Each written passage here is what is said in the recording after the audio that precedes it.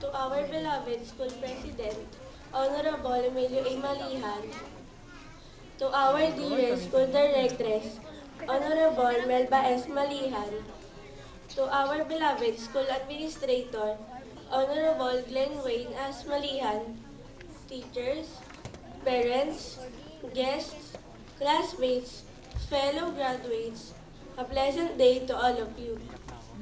This morning, after I tried to wear my cap and gown, dancing in front of the mirror, I began to think, yes, I'm finally graduating from elementary. Time has really flown by. It seems just like yesterday, we were little insecure and yet willing to learn. But look where we are now. Class of 2014, we're sitting here in behalf of our dreams. We are today's graduating class of our beloved Glenridge School. And you know what's great in our class?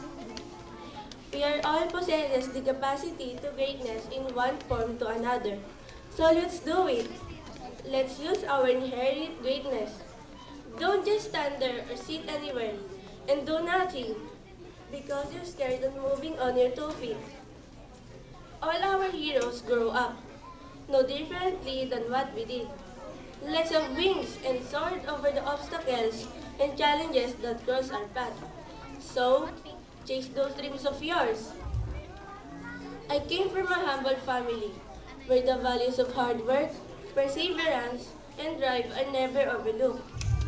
I never forget our many sacrifices and took to heart our philosophy about the value of education.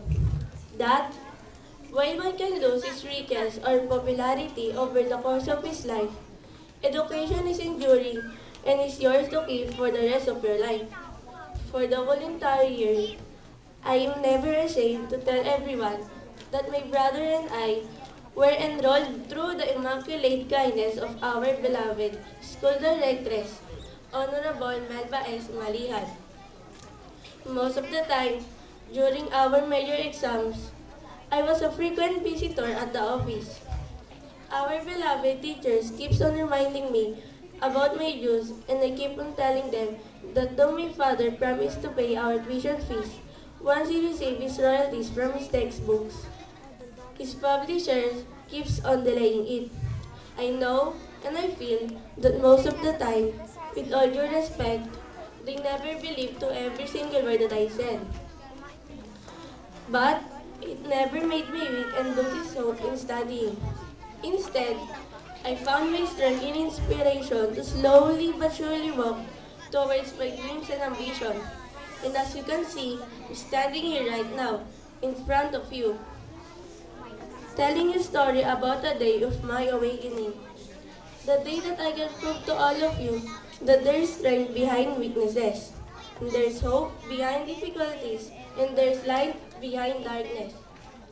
Here at Glenridge School, I found my true guardian angel. And for that, allow me to say, thank you very much, Ma'am Melba Malihan, for embracing us in your beloved school.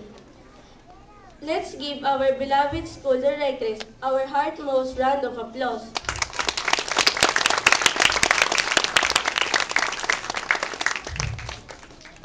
My time here at Glenridge School may forever be engraved in my heart.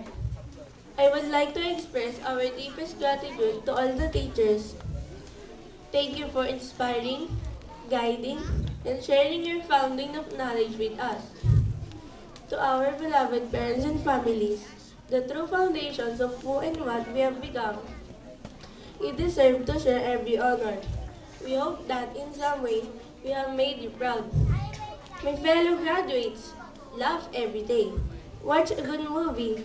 Change your profile picture on your Facebook account as often as you want. Enjoy delicious foods cooked by your mom. Because if you don't learn how to chill out, you will burn out. Remember to reward yourself for your efforts and deeds.